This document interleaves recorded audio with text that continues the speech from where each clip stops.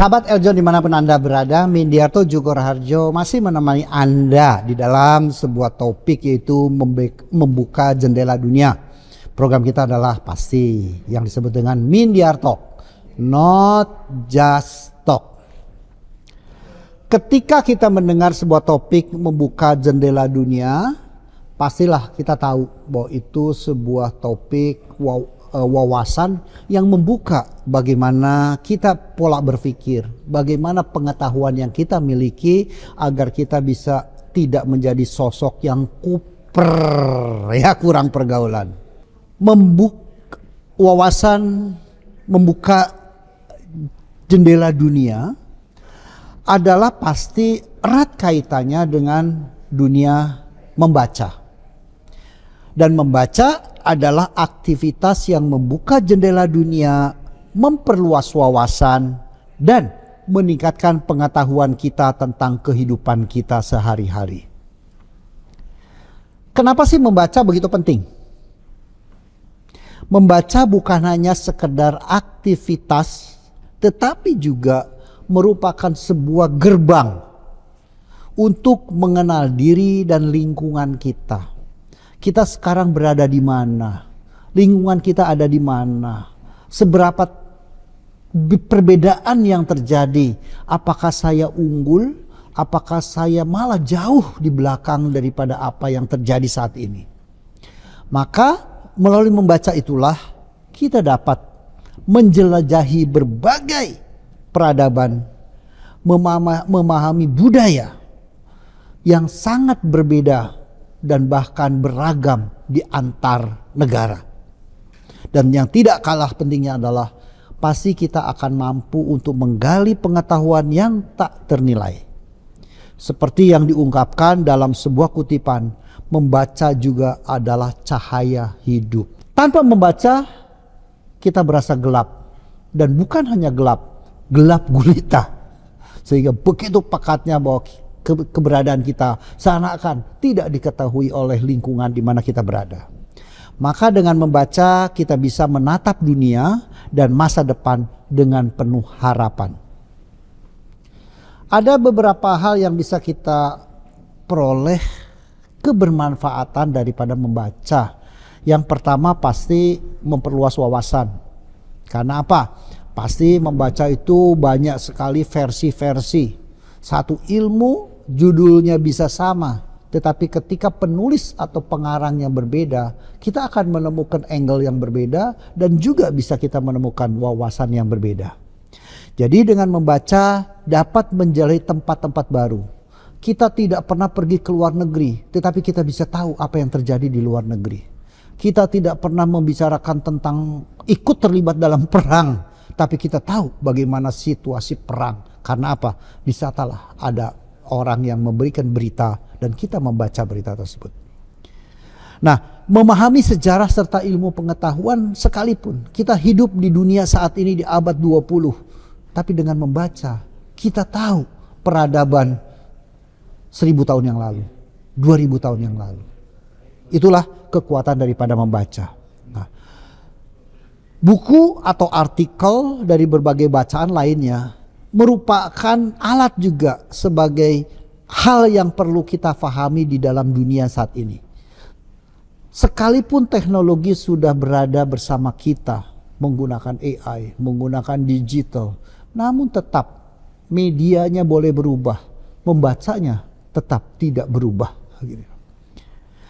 Kedua, manfaat dari membaca selain memperluas wawasan adalah mengasah kemampuan berpikir kritis. Karena di sanalah ketika kita membaca muncul pertanyaan-pertanyaan yang mungkin secara sengaja atau tidak sengaja akan muncul. Kenapa bisa begini? Kok kenapa tidak begini? Kenapa seperti itu? Harusnya seperti ini. Muncullah pemikiran-pemikiran kritis akibat kita juga karena membaca. Jadi membaca di sanalah kita akhirnya mampu mengevaluasi, mampu membandingkan, dan mampu mengintegrasikan informasi. Itu sangat penting dalam menghadapi situasi apapun banjir informasi di saat era digital saat ini.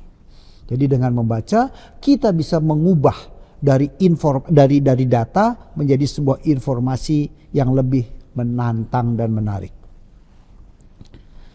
Ada manfaat lain dari membaca selain yang sudah disebutkan tadi. Yang ketiga adalah meningkatkan kualitas hidup. Karena dengan membaca otomatis kita menambah wawasan.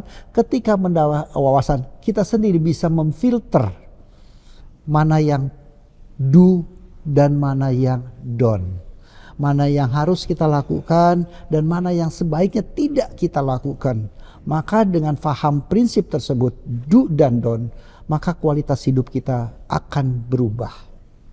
Dan yang keempat, tidak kalah pentingnya manfaat daripada membaca adalah sebagai pendukung pembelajaran seumur hidup. Jadi membaca adalah proses belajar yang tiada hentinya. Belajar bukan hanya pada saat kita di bangku sekolah atau di kampus. Membaca adalah setiap saat kita ingin memperoleh informasi, di sanalah kita bisa melakukan dengan mudah dan kita bisa mendapatkan sebuah informasi ataupun beberapa informasi dengan cermat dan cepat seketika. Hidup tanpa membaca ibarat berjalan tanpa arah. Banyak sekali pelaku-pelaku bisnis mengatakan bertindak tanpa rencana adalah sebuah kegagalan.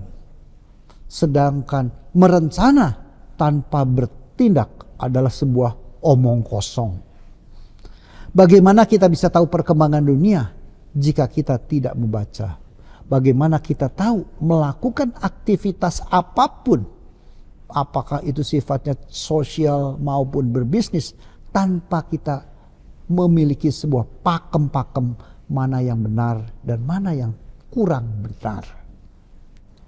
Bagaimana kita tahu peluang usaha, teknologi baru, atau bahkan cara hidup sehat jika tidak membaca?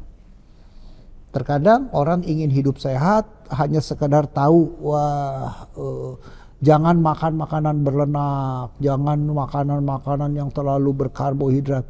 Hanya sebatas itu. Padahal untuk hidup sehat bukan hanya sekedar makanan, tetapi juga pola hidup adalah bagian penting. Selain makanan, olahraga, hidup sehat, pikiran gak stres, itulah pola hidup. Namun ketika kita bicara hanya sekedar informasi sehat hanya dari aspek makanan, maka memiliki sebuah keterbatasan di dalam pengetahuan kita. Tanpa membaca, pikiran kita akan pasti sempit. Maka ketika pikiran sempit, ego kita mulai tampak. Maka ketika ego kita tampak, mulailah muncul orang-orang dalam tanda petik, muncul kata keminter, sok pinter, sok paling tahu, sok paling hebat, sok paling benar. Karena apa? Karena keterbatasan wawasan atau sempitnya kita punya wacana. Karena apa? Tidak ada faktor pembanding lain. Maka akan terjadi akhirnya mudah terjebak dalam kebodohan dan ujung-ujungnya kita bisa salah langkah. Karena dengan membaca kita sebetulnya sudah diingatkan untuk melakukan sesuatu lebih baik. Dengan membaca kita diingatkan untuk tidak melakukan hal-hal tertentu. Namun terkadang kita boleh bodoh, tetapi yang sering terjadi adalah kita menggunakan kebodohan itu melewati batas. Akibatnya apa? Akibatnya adalah kita harus tertabrak dengan situasi-situasi yang tidak menyenangkan. Dengan pengalaman-pengalaman yang tidak mengenakkan. Akibat apa? Karena kita ego merasa dirinya sudah paling benar atau paling tahu. Maka ketika kita melihat ada sebuah generasi muda yang rajin membaca, mereka akan lebih percaya diri karena bisa mengungkapkan segala sesuatu atas dasar ilmiah tentunya atau informasi yang lengkap sekurang-kurangnya, dan berbicara dengan orang lain pun memiliki sebuah tingkat kepercayaan diri yang kuat dan lebih cepat di dalam menangkap peluang, apakah peluang untuk sukses studi ataupun peluang untuk bisnis atau sebagai profesional sekalipun. Sebaliknya orang yang malas membaca seringkali sulit berkembang, mudah termakan hoax, dan hanya ikut-ikutan tanpa tahu kebenaran yang sesungguhnya. Jadi itulah kenapa ketika di sosmed atau WA group nyaris 75% berita itu hoax karena mereka tidak dikonfirmasi dengan membaca berita itu benar atau tidak. Ya. Dalam ilmu itu lahir dari membaca. Konten itu telah tayang di kompasiana.com tentang hal-hal yang sangat menarik. Dengan membaca, kunci membuka jendela dunia. Banyak orang besar di dunia lahir dari kebiasaan membaca. Mari kita lihat tokoh-tokoh yang ada di Republik kita, Bung Hatta. Ya, beliau adalah salah satu proklamator kita juga. Betapa kuatnya beliau di dalam membaca. Proklamator Indonesia tersebut pernah berkata, "Aku rela dipenjara asalkan bersama buku. Karena dengan buku aku bebas."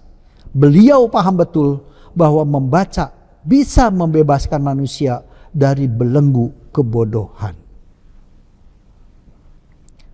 Bahkan di penjara, beliau tetap membaca dan menulis.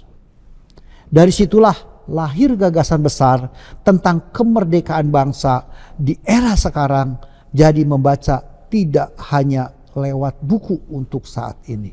Dan kita bisa menikmati kemerdekaan akibat dari seorang tokoh Bung Hatta yang begitu percaya dan begitu mencintai membaca akan menyelesaikan banyak masalah. Atau kita juga bisa membaca melalui gawai, artikel atau jurnal atau berita dari sosmed lainnya melalui online. Namun jangan salah pilih bacaan. Kita bisa dengan mudah mendapatkan 1001 judul buku bacaan. Tetapi kita juga akan berdampak ketika salah pilih buku memiliki dampak yang tidak menguntungkan bagi si pembacanya. Buku judul boleh sama tetapi isi berbeda. Buku boleh sama tetapi ketika yang menguraikan berbeda akan memiliki makna berbeda. Demikian juga di dalam dunia religiusitas. Demikian juga di dalam dunia militer. Demikian juga dalam dunia ekonomi. Angka bisa sama, tetapi kesimpulan menjadi sebuah hal yang berbeda. Pilihlah bacaan yang menambah ilmu, menguatkan iman, memperluas wawasan, dan membangun semangat. Jangan hanya membaca gosip, berita palsu atau hoax, atau hal-hal yang tidak bermanfaat. Karena disitulah sebetulnya ketika kita mendapatkan berita hoax, mulailah kita terlibat sebagai pelaku daripada hoax tersebut. Menyebarkan berita hoax, kita adalah bagian daripada pelaku hoax tersebut. Untuk itulah maka kita perlu bijak di dalam memilih bacaan. Dan membaca adalah sebuah investasi jangka panjang. Dan untuk itulah ketika kita sudah membaca akan muncul di dalam pikiran kita siapa penulisnya, siapa yang sebagai pengarangnya, siapa yang bisa membuat karya tersebut menjadi sebuah wujud nyata baik di dalam bentuk yang masih konvensional maupun yang sudah digital. Pasti ada orang di belakang itu sehingga ada yang membaca, pasti ada yang menulis. Untuk itulah sahabat Eljon dimanapun Anda berada, Media Talk, Not Just Talk akan melengkapi informasi ini dari sudut siapa penulis dari setiap orang yang membaca tersebut.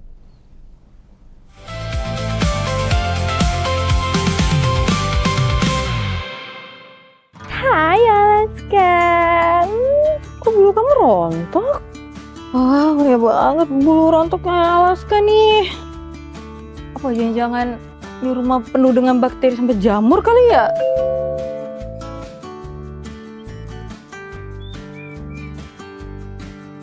Buat kamu pecinta kucing, pernah nggak sih kepikiran kalau bulu mereka bisa jadi sarang bakteri?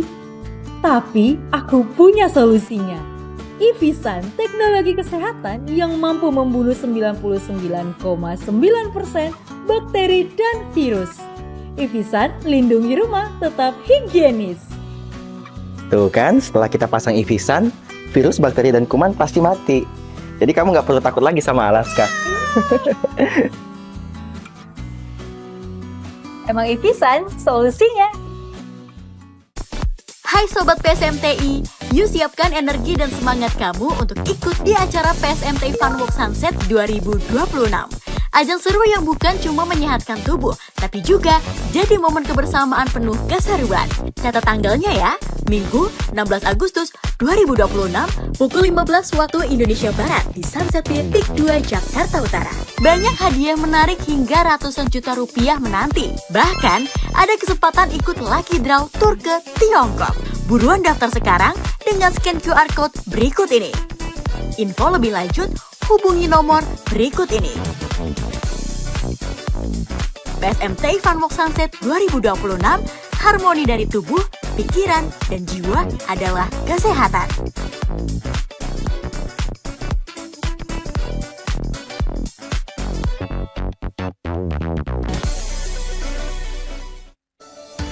El Mori, dari alam untuk kesehatan Anda. El Mori, olahan daun kelor asli Indonesia yang dipilih karena memiliki banyak manfaat kesehatan. Dibuat dari bahan organik, berkualitas, dan alami. Kaya dengan protein, vitamin, kalsium, zat besi, dan magnesium, serta asam amino esensial yang bermanfaat bagi tubuh. El Mori kini hadir dalam berbagai pilihan praktis untuk menemani gaya hidup sehat keluarga Indonesia. Karena menjaga kesehatan keluarga bisa dimulai dari alam, dari daun kecil penuh manfaat dengan El Mori. Temukan El Mori dalam varian lengkapnya. Scan QR Code untuk informasi dan pemesanan produk.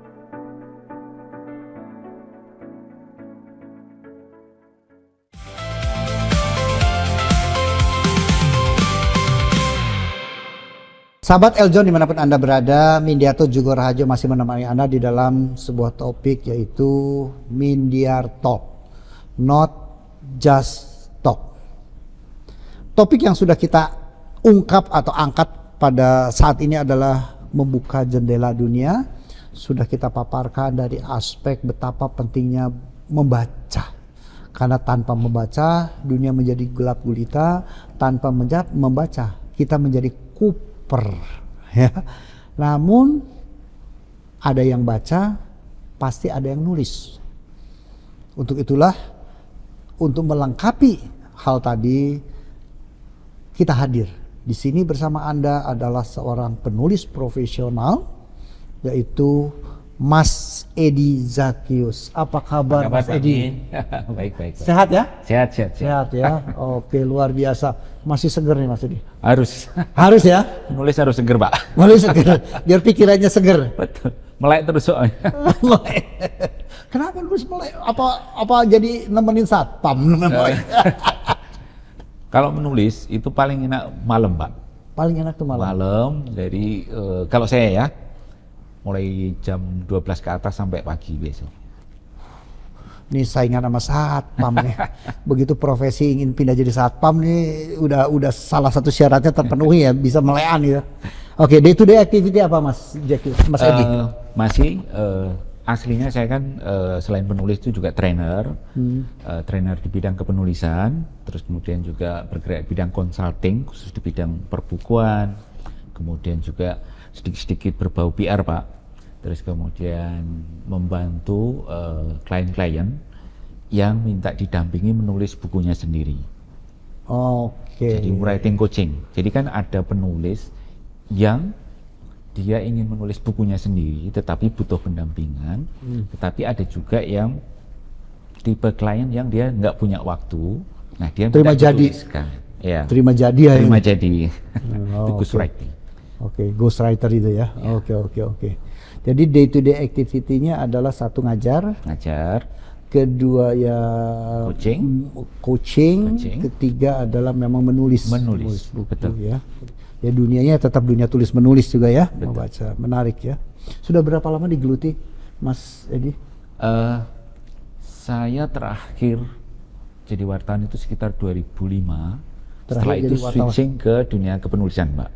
Oke, saya catat dulu dari wartawan dulu ya. Ya, wartawan tuh mulai tahun 1999 Sampai 2005. sampai 2005. 6 tahun ya. Ya. Terus? Nah, di peralihan dari jurnalis ke penulis profesional itu saya sebenarnya sudah mulai menekuni dunia penulisan. Cuma masih merangkap. Nah, setelah itu terus lanjut sampai sekarang, Pak.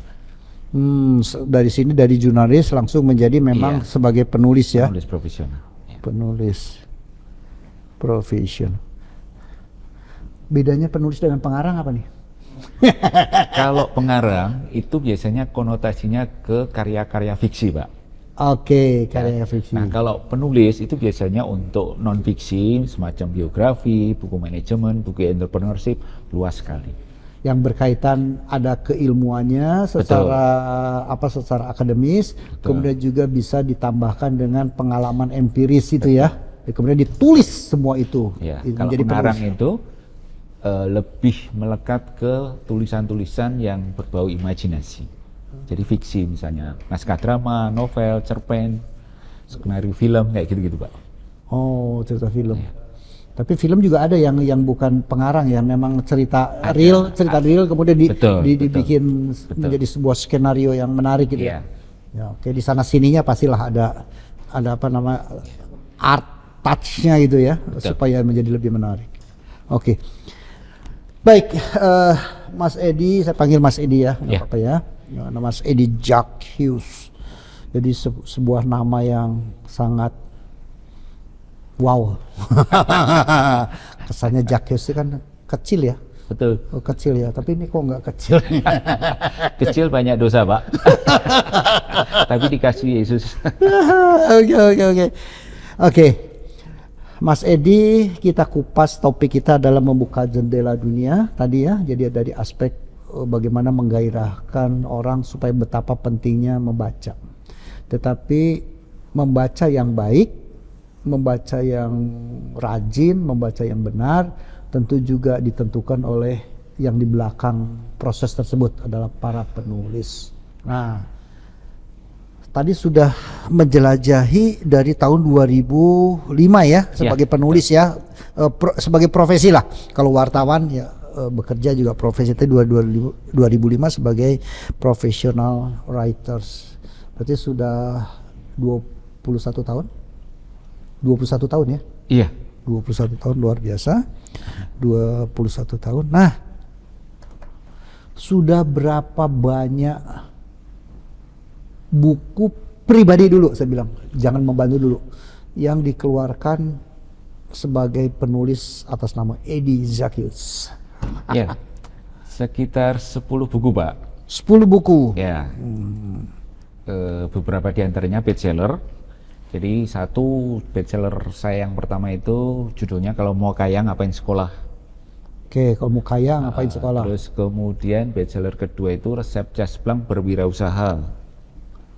Terus bestseller yang ketiga itu buku Resep Cespleng Menulis Buku Bestseller. Cespleng menulis buku bestseller. Ya. Oke. Cespleng itu istilah Iya, iya. Jawa ya. Ya, tahu lah Terus Cespleng yang tuh keempat- manjur lah. Betul. Manjur. Yang keempat itu yang juga bestseller dan lebih banyak penjualannya itu adalah buku kisahnya Om Bob Sadino. Oh, oke. Ya, Almarhum yang judulnya Bob Sadino Mereka Bilang Saya Gila. Nah, itu yang bestseller, Pak. Terus kemudian ada beberapa dari buku itu dibuat versi revisinya juga. Terus kemudian saya ada juga menulis bersama dengan seorang inventor, tapi itu untuk istilahnya komunitas terbatas. Dan kemudian juga ada satu untuk kepala daerah yang di situ atas nama saya. Jadi yang saya sebutin itu atas nama saya. Kalau yang atas nama klien dalam konteks ghostwriting itu banyak sekali, Pak. banyak sekali. Boleh sekali. 1000? Oh enggak. Enggak sampai ya? Puluhan lah ya. Oh, puluhan. Puluhan, ya, puluhan. Oh, itu sebagai ghostwriter. Jadi Sebagai ghostwriter. mereka lebih banyak mereka autobiografi ya? Macam-macam, Pak. Jadi kalau ghostwriting itu bisa untuk biografi, bisa untuk buku-buku non-fiksi macam manajemen, buku-buku bisnis, buku entrepreneurship, buku how to, apa saja, Pak, bisa, Pak. Oh. Kecuali karya ilmiah ya, kami ya? etikanya nggak boleh, nggak nerima. Iya, iya, iya. Oh, enggak, saya pikir kalau ghostwriter tuh umpamanya, oh saya ini sebagai pengusaha sukses nih, wah ingin agar menjadi sebuah apa ya, legenda buat keturunan saya gitu ya. Maka saya butuh bikin biografi. Nah, karena saya tidak punya kemampuan di dalam teknik dan cara tulis menulis, maka menggunakan jasa ghostwriter ini sehingga Betul. anak cucu saya tahu tentang mbah-mbahnya gitu loh. Betul. Begitu ya? Betul, seperti itu. Ghostwriting, jadi gini Pak, ghostwriting itu etikanya memang penulis kayak saya ini nggak boleh namanya tercantum di situ. Nggak boleh. Di judul tidak boleh, di ucapan terima kasih juga nggak boleh. Benar-benar ghost. Ya. Hantu. Hantu. Karena memang yang dijaga adalah nama dari klien. Jadi kan ada memang orang-orang penting Pak, yang dia pikirannya bagus, pengalamannya luar biasa, tetapi ketika mau menulis sendiri, waktu tidak ada. Ya, karena menulis buku kadang-kadang rumit, walaupun nggak selalu rumit ya. Nah, mereka baru Rumit buat yang nggak bisa gitu ya. orang-orang sibuk itu terutama. Pinter iya, bahkan jago menulis Pak. Itu pun masih membutuhkan ghostwriter. Kenapa? Karena efisiensi waktu juga. Kalau misalnya mereka menulis buku kayak di program kami Writing Camp itu bisa 3-4 hari, 4 hari 3 malam Pak, itu nulis kami dampingi itu banyak juga para profesional entrepreneur seperti itu waktunya kan banyak sekali yang dicurahkan. Nah, ketika waktu itu dialihkan untuk kerja kan hasilnya jauh lebih besar dibanding untuk bayarin ghostwriter. Iya. Buat Seperti kerja mungkin bisa mampu untuk 1%-nya bayar ghostwriter gitu. Betul. Tapi begini, ini ada satu hal yang barusan mencalon saya. Saya sudah dengar bahwa ghostwriter itu kadang-kadang tidak boleh namanya ditulis di dalam hasil karya. Tapi masih bertanya-tanya, kenapa ya? Kalau saya ingin menulis, kemudian orang tahu bahwa saya itu tidak punya kemampuan menulis. Saya tidak punya waktu untuk menulis. Dan orang akan melihat buku ini pasti bukan karya saya lah. Kan begitu kan? Bisa Pak. Pasti nyuruh orang gitu, kira-kira gitulah. Ya, nyuruh orang juga. Loh, kenapa dia tidak menjaga juga probability bahwa Anda nih apa ya, tidak menghargai karya tulis orang lain loh. Kira-kira artinya Anda bukan yang nulis, tapi kok nggak boleh penulisnya ditulis itu. Apa latar belakangnya? Nah begini Pak, jadi ada klien-klien yang memang membutuhkan personal branding sebagai intelektual dan pengabsahnya adalah dalam bentuk buku. Nah dia ingin namanya diakui di situ dan namanya eksklusif. Oke. Ya. Nah kadang-kadang Pak ada juga yang merasa saya kok nggak nyaman kalau nama saya yang di situ. Nah akhirnya dicapai kesepakatan dengan penulisnya, namanya co-writing. Jadi nama narasumbernya atau kliennya dan kemudian nama penulisnya di bawah. Itu bisa. Sistemnya hampir sama, ghostwriting. Ya konsepnya sama, hanya faktor dia masih ada sungkannya. Aduh kok saya. Co-writing namanya. Co- Tapi memang faktanya begitu Pak. Faktanya. Banyak yang ingin eksklusif namanya ada di situ. Ya, para pejabat, para kepala daerah, beberapa public speaker, trainer juga seperti itu. Dan itu sebenarnya cara-cara yang sah. Mirip seperti kalau misalnya let's say pejabat mau pidato, dia membutuhkan Naskah. Ya, nama yang ngarang naskahnya memang nggak tertulis itu. tertulis begitu. Nah, kayak misalnya presiden itu kan penulis naskahnya untuk pidato kan profesor Pak. Iya. Ya seperti itu sebenarnya mekanisme. Oke, paham ya. Nah, kepepetnya kalau kasus, saya pernah menangani kasus, yaitu ya bukunya Om Bob Sadino. Nah, beliau malah yang bilang, Edi, ya jangan nama saya yang ditaruh di situ sebagai penulis, orang pasti ketawa. Nama kamu dipasang. Nah, itu aslinya ghostwriting, ya.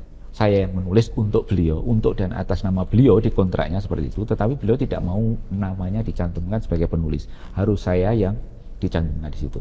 Nah itu buat penulis, seorang ghostwriter itu berkah karena dia dapat brandingnya juga, co-branding dengan narasumbernya yang udah pakai. Ya sebetulnya kan isinya kan nggak mungkin ghostwriter itu isinya tahu kan, kalau nggak ada tokoh yang ingin diangkat itu kan sebetulnya kan.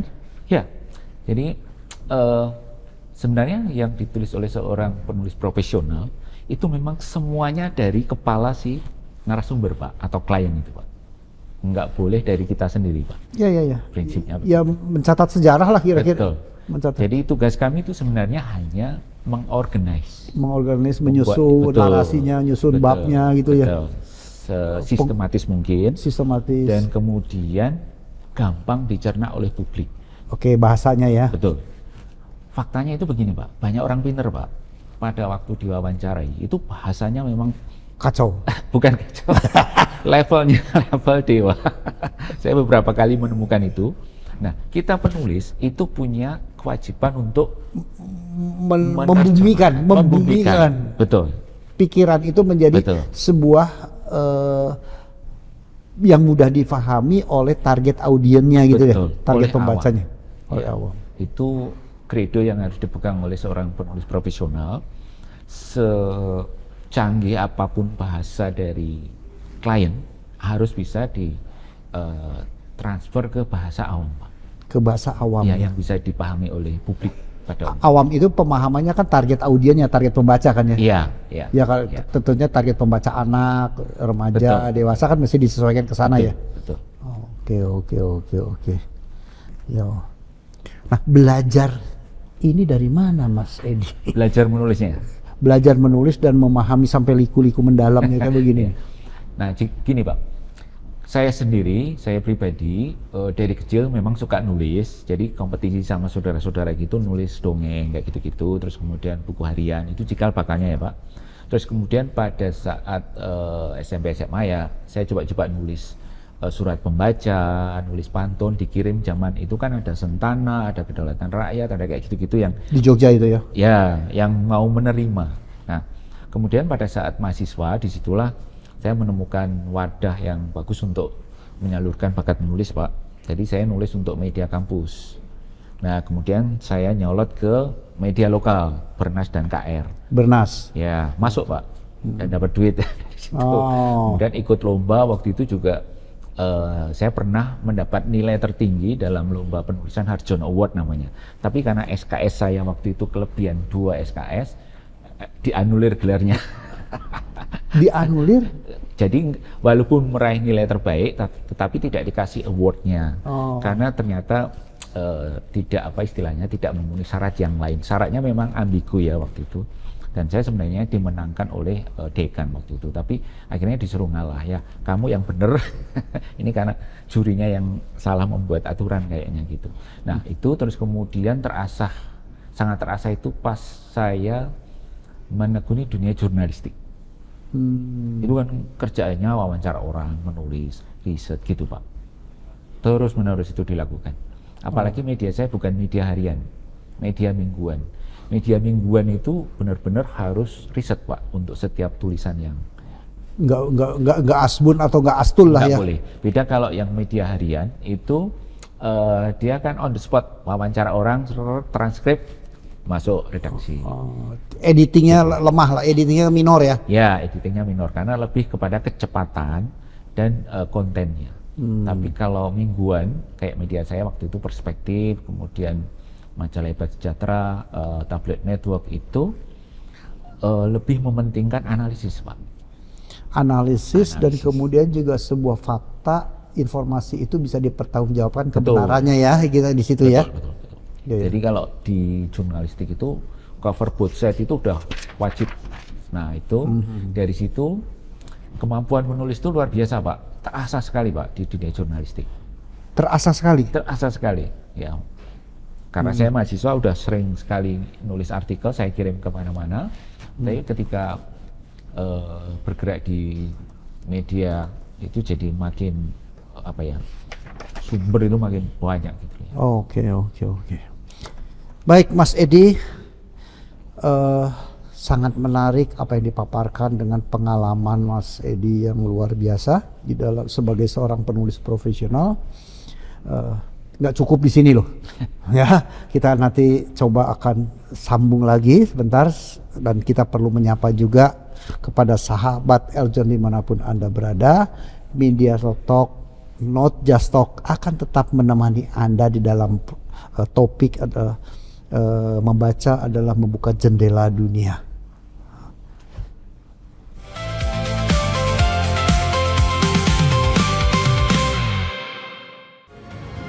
Setiap tempat punya cerita. Mengeksplorasi tempat bersejarah, menggali kisah, dan menelusuri setiap peninggalan peradaban dari masa ke masa. Masjid ini namanya dulu bukan Masjid Agung Sang Cipta Rasa, Bukan Mas ya? Nana. Bukan ya. Oh, siap. Masjid ini dulu namanya Masjid Agung Pakungwati. Masjid Agung Pakungwati. Patungwati ya, teman-teman. Saksikan perjalanan yang membuka mata. Jejak Kisah, Sabtu 16.05 waktu Indonesia Barat, hanya di Eljon TV.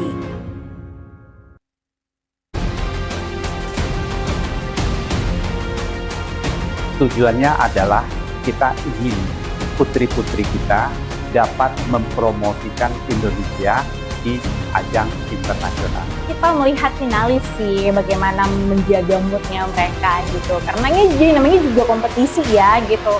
Kalau memang kamu udah pintar, you smart gitu ya, tapi nggak punya attitude yang mau bertumbuh, attitude yang baik, it's all nothing. Saksikan The Crown hanya di Eljon TV. Siapa bilang pageants cuma soal jalan di catwalk dan pakai crown?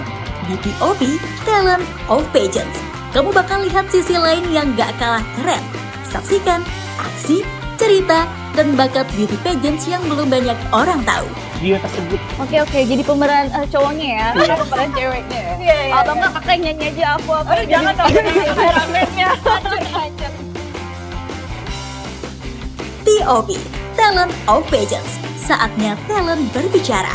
Setiap Rabu pukul 16.05 waktu Indonesia Barat di Eljon TV.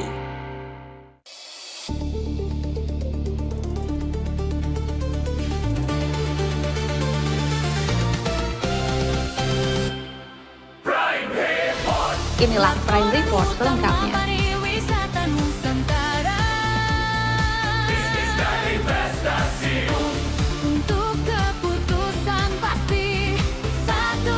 Di Eljon TV. Hotel yang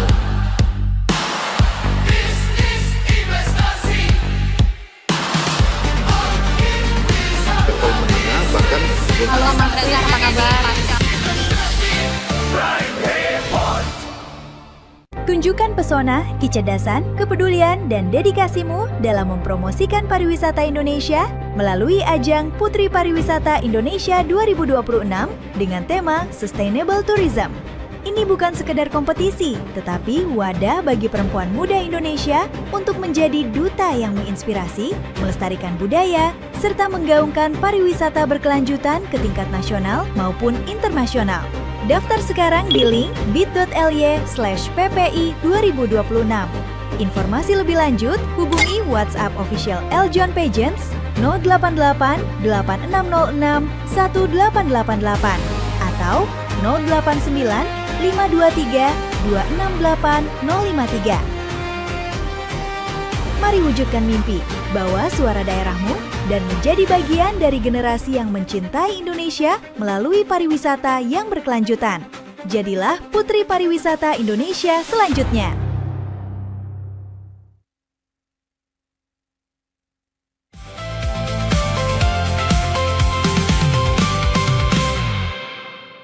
Sahabat Eljon dimanapun Anda berada, Windiarto Jugor Harjo masih menemani Anda di dalam sebuah program yang disebut dengan Windiarto Talk, Not Just Talk. Topik kita masih seputar tentang membaca dalam membuka jendela dunia. Tetapi kami akan melihat dari sudut di belakang itu, adalah dari sudut para penulisnya. Dan masih bersama kami, Mas Edi Zakius ya. Kita sudah kupas tadi banyak tentang pengalaman Mas Edi.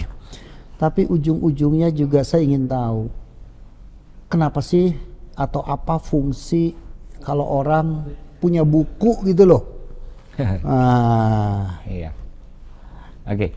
Ini Pak, kalau berdasarkan pengalaman saya ya, menangani sekian banyak klien dan juga melatih para profesional untuk menulis buku, itu biasanya yang pertama Pak, yang dibutuhkan itu menulis buku itu fungsinya adalah untuk legacy Pak. Legacy ya? Legacy ya. Ya. Nah ini biasanya ditempuh oleh orang-orang penting misalnya di perusahaan, para CEO-nya, terus kemudian juga para kepala daerah, para pejabat gitu Pak. Jadi dia ingin membukukan pikiran-pikirannya, wawasannya, pengalamannya, prestasi-prestasinya, supaya semuanya itu tercatat, terdokumentasikan, ya, dan kemudian ya istilahnya melanggengkan kiprahnya dia lah. Ya. Karena beberapa penulis itu kalau misalnya setelah bukunya selesai, kemudian dia biasanya sebar-sebar juga Pak ke perpustakaan, ke macam-macam institusi, banyak fungsinya supaya orang mengenal dia, ya. Mengenal warisan istilahnya itu kiprahnya, prestasinya itu ya yang utama ya, yang pengen dicatat oleh publik, dan kemudian buku-buku mereka ini kadang-kadang bisa menjadi sumber penulisan sejarah juga Pak. Sumber-sumber penulisan sejarah. Iya, misalnya kalau kepala daerah Pak. Apalagi kepala daerah di daerah-daerah yang misalnya baru pemekaran, usianya masih muda, itu kan ada beberapa daerah di Indonesia itu hasil pemekaran. Nah biasanya kepala daerahnya kalau mau menuliskan buku, dia itu kayak sudah membuat sejarah sendiri bagi kotanya, bagi daerah yang dipimpin. Nah sayang sekali kalau memang misalnya ada kepala-kepala daerah itu yang dia punya peran besar di daerahnya, tetapi tidak pernah membukukan kiprahnya Pak. Jadi mendokumentasikan betul, dia hilang-hilang aja Pak nanti. Jadi selesai ganti pimpinannya ya sejarah sama orangnya ikut hilang gitu loh. Hilang Pak, kan sayang sekali itu. Oke. Itu kejadian banyak sekali memang di daerah ya, ada ratusan kepala daerah dan belum banyak. Hanya tercatat saja namanya ada, tetapi apa yang sudah dia sumbangkan buat wilayah atau negara ini apa tidak tercatat kira-kira ya. Yang kedua itu kalangan profesional itu biasanya untuk personal branding Pak. Kenapa menulis buku? Dia butuh namanya itu lebih dikenal satu. Yang kedua orang akan melihat dia memiliki merek diri apa berdasarkan bukunya itu, sehingga diakui kompetensinya Pak, keahliannya apa, keunggulannya di bidang yang dia tekuni apa dibanding para pemain yang lain apa. Makanya banyak sekali Pak para public speaker, para trainer, business coach kayak gitu-gitu menulis buku, fungsinya untuk itu Pak, personal branding, supaya kuat punya positioning di antara sekian banyak praktisi yang sebidang dengan beliaunya. Oke. Nah kalau salah tolong koreksi Mas Edi ya. Saya kenal dengan banyak sekali para speaker. Mereka ketika berbicara menarik lah, cukup baik, tapi gak bisa nulis. Itu satu. Saya kenal juga dengan beberapa media yang di belakang tadi sebagai jurnalis, kalau nulis enak banget dibacanya tuh, nyerap gitu ya, mudah difahami, tapi gak bisa ngomong, gak bisa bicara. Nah ini sulit orang yang bisa bicara, bisa nulis, bisa bicara. Betul. Nah handicapnya di mana nih dua sosok ekstrim ini? Iya, itu sebenarnya memang dua skill yang berbeda Pak. Iya. Keahlian public speaking itu satu skill yang luar biasa juga. Writing skill itu juga skill yang berbeda dan juga punya keunggulan sendiri. Nah, memang problemnya begini Pak, sering terjadi Pak di lapangan, jago ngomong, nggak jago nulis, nggak bisa ngomong Pak. Iya. Nah, tapi itu bisa saling mengisi ya, dalam artian begini, saya menangani beberapa klien yang kalangan profesional, kalau bicara sangat canggih Pak. Jadi ibaratnya kata per kata itu bisa ditulis sebenarnya, bisa dituliskan. Tapi kalau menulis, pernah ikut kelas saya beberapa profesional seperti itu, macet Pak kalau nulis, benar-benar macet. Nah saya biasanya kasih solusi kalau di writing camp, silakan Anda mengajar, direkam, habis itu ditranskrip, cari editor, selesai Pak. Iya. Ya. Yang kedua ya butuh bantuan profesional. Kalau bantuan profesional itu biasanya memang lebih cepat. Ya, dia bisa istilahnya mengatur sedemikian rupa konstruksi pemikirannya dibantu oleh penulis profesional itu supaya benar-benar tertata Pak. Runtun. Ya. Kalau yang kemudian tadi saya sebutkan misalnya kasih kuliah atau apa direkam kemudian ditranskrip itu nanti masih butuh pengolahan editing mendalam. Iya. Itu hanya sekedar recording and translating betul, tapi editingnya kan lemah itu ya. Betul. Nah kuncinya malah kalau yang kasus transkripsi itu dari segala macam bentuk kelas, wawancara atau apapun itu nanti di editing ya Pak. Nah, yang mengolah itu memang harus pinter Pak, supaya nanti hal-hal yang paling menonjol dan yang paling bagus untuk branding itu keluar semua. Iya. Oke. Nah, ini Mas Edi Zakius ini kan kalau tadi saya lihat baca profesinya adalah sebagai penulis profesional gitu ya. Ini makna profesional ini nanti boleh dielaborasi satu. Terus kedua, kalau ada kata penulis profesional, berarti ada penulis yang tidak profesional. Kan gitu ya? Oke, boleh dielaborasi. Ya, penulis profesional itu sebenarnya gampangnya gini Pak, penulis yang dibayar Pak. Oke, yang penulis yang dibayar itu juga profesional gitu, karena keahliannya tidak dihargai gitu. Betul, penulis profesional itu penulis yang dibayar, dia punya kode etik tertentu, punya sistem kerja tertentu, dan kerjanya selalu kalau untuk proyek-proyek itu ada MOU-nya Pak, ada kontraknya. Jadi hak dan kewajiban masing-masing itu tertulis lah. Tertulis, supaya tidak terjadi yang namanya one prestasi. Karena di profesi kami ini sering Pak terjadi one prestasinya dalam artian begini. Kadang dari sisi penulisnya dia nggak perform Pak, jadi tidak berhasil merampungkan bukunya. Oke, tidak perform itu tidak berhasil merampungkan bukunya. Betul. Kadang berhenti di tengah jalan, dan faktornya nggak selalu dari penulis ya, kadang-kadang juga dari narasumber. Nah, kadang-kadang ada juga faktornya dari klien. Ada Pak yang klien setelah bukunya dituliskan selesai, bayarannya nggak lancar, bayarannya nggak selesai. Betul, makanya perlu kontrak. Ada juga yang penulis itu melanggar kode etik misalnya, dia statusnya ghostwriter, berarti kan namanya nggak boleh tampil lah. Ya. Tapi dia ketika di tempat lain ngomong, buku ini saya yang nulis. Nah, kan kasihan kliennya Pak. Nah, itu pernah terjadi waktu itu, ada salah seorang konglomerat, bukunya dituliskan oleh seorang wartawan senior, tapi wartawan senior ini mensubkan proyeknya ke penulis amatir. Ya. Otomatis yang namanya tercantum adalah wartawan seniornya. Nah, penulis yang ini kemudian di podcast, bukan di podcast, di YouTube atau di apa, dia mengklaim bahwa itu tulisan dia. Itu tulisan dia, kan merusak kliennya. Nah, itu penulis yang tidak profesional. Apalagi kalau misalnya, ini cara mengukurnya gampang Pak, misalnya Bapak ketemu ghostwriter, terus tanya, buku-buku yang Anda tulis apa saja? Dia nunjukin buku-buku kliennya Pak. Itu nggak boleh. Nggak boleh juga ya? Nggak boleh. Kan dia harus merahasiakan siapa kliennya, kecuali namanya tercantum di situ Pak. Tapi oke, setuju. Satu sisi kalau tapi ketika kita ingin, anggaplah Mas Edi ini sebagai ghostwriter ya, sudah punya banyak orang yang dibantu. Betul. Nah, saya ingin menggunakan jasa Mas Edi. Bagaimana Mas Edi meyakinkan kami gitu ya, sebetulnya kalau Mas Edi itu punya 20 klien gitu, kan nggak bisa. Saya ghostwriter, siapa kliennya? Rahasia gitu. Gimana untuk meyakinkan si calon pengguna? Itu bisa dilihat dari portofolio yang atas namanya sendiri dulu.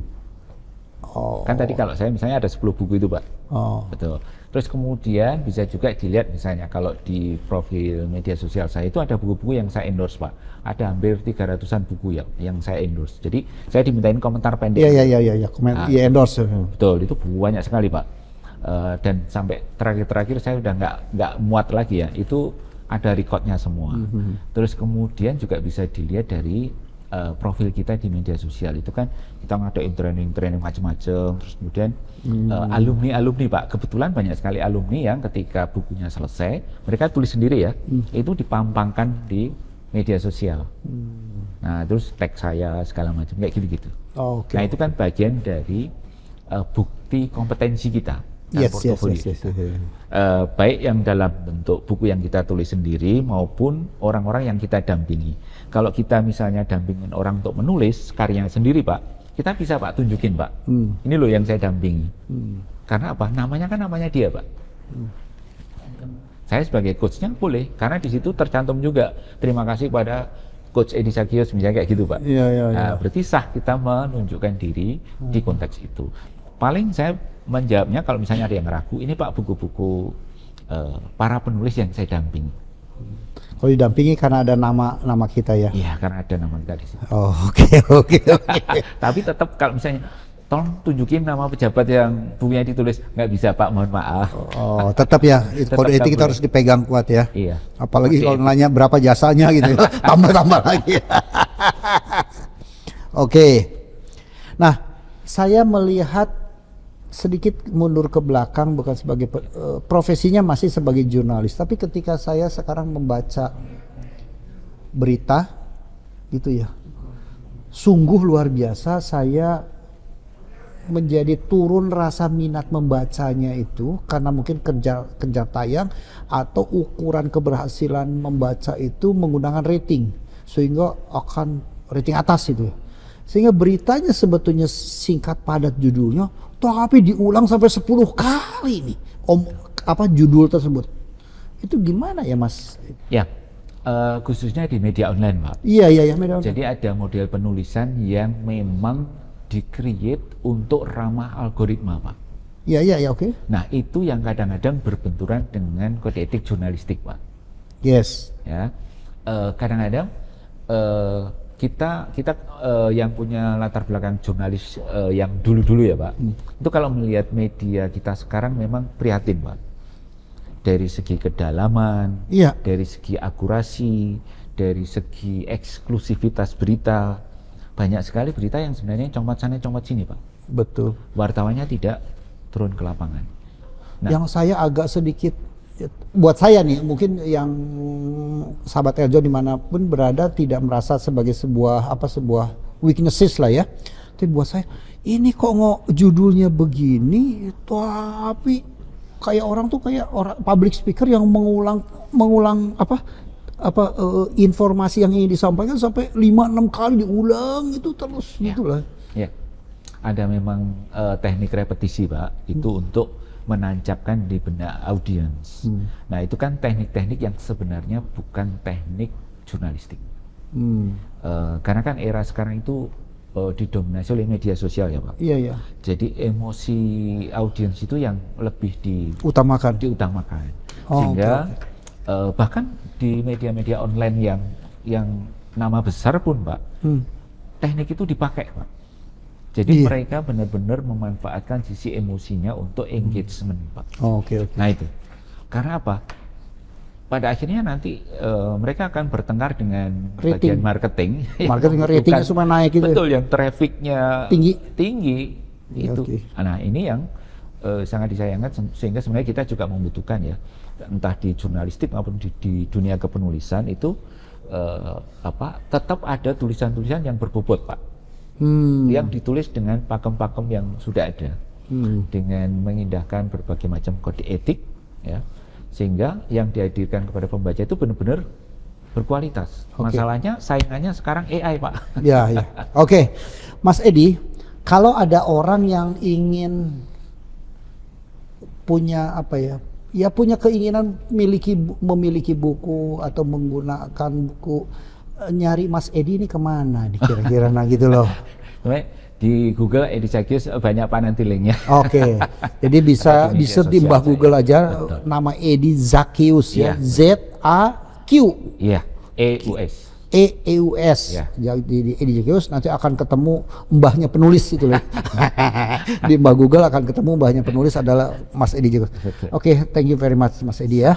Baik, sahabat Eljon dimanapun Anda berada, kita sudah mendapatkan sebuah informasi tentang bagaimana sebuah karya tulis ini yang baik dan benar serta profesional tentunya dari narasumber yang luar biasa, yang expert di bidang tulis menulis, maka beliau disebut sebagai penulis profesional, yaitu Mas Edi Zakius.